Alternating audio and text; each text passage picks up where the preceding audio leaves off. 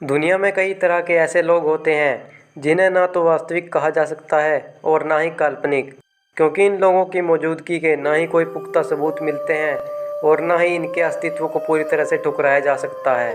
ये लोग बहुत रहस्यमयी होते हैं। ऐसी प्रजातियों में से एक नाम आता है वैम्पायर्स का। इनका जिक्र इतिहास में भी मिलता है।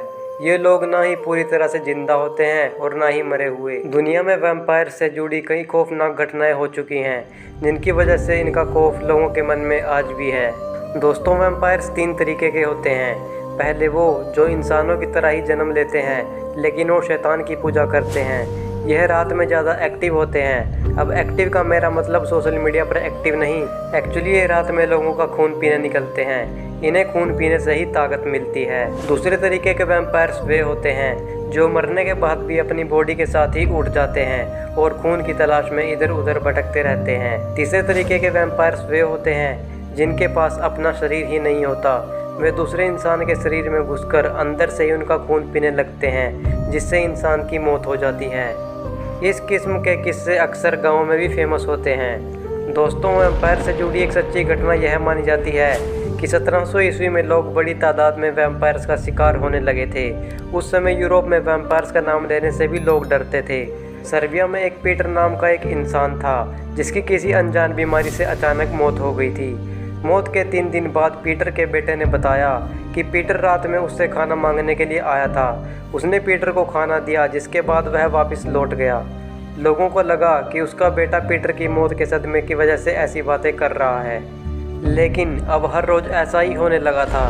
तब गांव वालों के कहने पर उस बच्चे ने पीटर को खाना देने से मना कर दिया। फिर लोगों ने अगली सुबह जो देखा उससे उनके होश उड़ चुके थे। पीटर के लड़के की लाश उन्हें उसी के घर में पड़ी मिली, जिसके गले में दांतों के 2 निशान पाए गए थे। जांच करने पर पता चला कि बच्चे के शरीर में खून की एक बूंद तक नहीं बची है, जिससे लोगों को पता चला कि पीटर शायद एक वैम्पायर बन चुका था। उसके बाद ऐसे ही मौतों का सिलसिला लगातार चलता रहा, जिससे डरकर गांव वालों ने एक वैम्पायर हंटर का सहारा लिया। वैम्पायर हंटर गांव वालों के साथ पीटर की कब्र तक पहुंचा। ताबूत खोलने के बाद पता चला कि पीटर की लाश तो बिल्कुल ताज़ा थी और उसके बाल और नाखून बड़े हुए थे। उसके मुंह और शर्ट पर ताज़ा खून लगा हुआ था। यह सब देखते हुए वैम्पायर हंटर ने पीटर की छाती में एक छड़ी घुसाकर उसकी लाश को जला दिया और उसकी राख को चर्च के पास दफना दिया गया। इसके बाद इन सब घटनाओं पर विराम लग चुका था। हालांकि इसके अलावा और भी वैम्पायर से जुड़ी कई सच्ची घटनाएं दर्ज की जा चुकी हैं। फिलहाल आपकी इस घटना के बारे में क्या राय है, नीचे कमेंट करके ज़रूर बताएं। और अगर आप इस चैनल पर नए हैं तो चैनल को जल्दी से सब्सक्राइब कर लीजिए, क्योंकि मैं ऐसी इंटरेस्टिंग वीडियोस आपके लिए लाता रहता हूँ।